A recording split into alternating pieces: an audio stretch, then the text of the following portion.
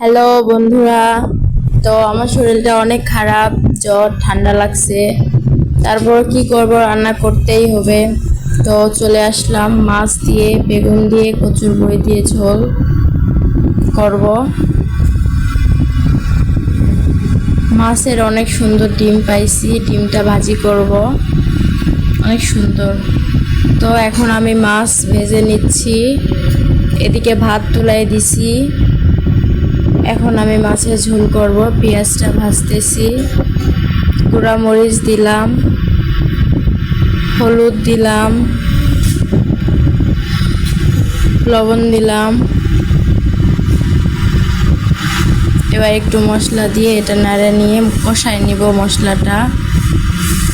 তারপর তরকারি কুটে রাখছি, কচুর বই, বেগুন আর আলু, এটা দিয়ে দিলাম।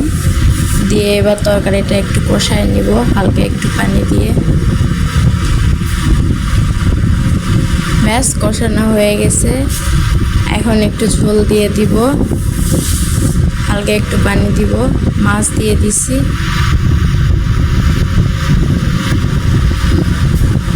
ব্যাস কমপ্লিট, আমার রান্না শেষ, এখন খাওয়া দাওয়া।